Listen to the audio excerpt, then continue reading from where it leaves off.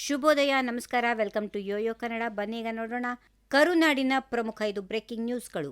ಕೇಂದ್ರದ ನೀತಿಯಂತೆ ವಿಬಿಜಿ ರಾಮ್ಜಿ ಯೋಜನೆಯನ್ನು ರಾಜ್ಯಗಳು ಜಾರಿ ಮಾಡಲಾಗುವುದಿಲ್ಲ ಎಂದು ಡಿಸಿಎಂ ಡಿಕೆ ಶಿವಕುಮಾರ್ ಹೇಳಿದರು. ಈ ಯೋಜನೆಯಿಂದ ಪಂಚಾಯಿತಿಗಳಿಗೆ ನಷ್ಟವಾಗುತ್ತಿದೆ ಎಂದು ಹೇಳಿದರು.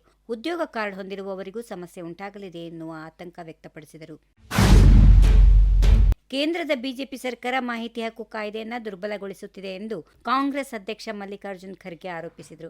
ಆರ್ಥಿಕ ಸಮೀಕ್ಷೆಯಲ್ಲಿರುವ ಪ್ರಸ್ತಾವನೆಗಳಿಂದ ಸಾರ್ವಜನಿಕರಿಗೆ ಮಾಹಿತಿ ಸಿಗದಂತೆ ಮಾಡುವ ಪ್ರಯತ್ನ ನಡೆಯುತ್ತಿದೆ ಎಂದು ಹೇಳಿದರು.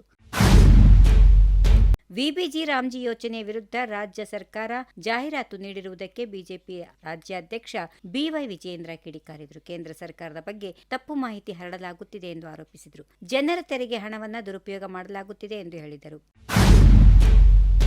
ಮಾರ್ಚ್ 5ರೊಳಗೆ ಬಾಕಿ ಬಿಲ್ ಪಾವತಿಸಬೇಕು ಎಂದು ಗುತ್ತಿಗೆದಾರರ ಸಂಘ ರಾಜ್ಯ ಸರ್ಕಾರಕ್ಕೆ ಗಡುವು ನೀಡಿದೆ. ಈ ಬಗ್ಗೆ ಮಾತಾಡಿದ ಮುಖ್ಯಮಂತ್ರಿ ಸಿದ್ದರಾಮಯ್ಯ, ಗುತ್ತಿಗೆದಾರರ ಬಾಕಿ ಬಿಲ್ಗಳಿಗೆ ಹಿಂದಿನ ಬಿಜೆಪಿ ಸರ್ಕಾರವೇ ಕಾರಣ ಎಂದು ಹೇಳಿದರು. ಬಿಜೆಪಿ ಸರ್ಕಾರ ಹಣ ಪಾವತಿಸದೆ ಉಳಿಸಿದ್ದರಿಂದಲೇ ಇಂದು ಬಾಕಿ ಮೊತ್ತ ಹೆಚ್ಚಾಗಿದೆ ಎಂದು ಸ್ಪಷ್ಟಪಡಿಸಿದರು.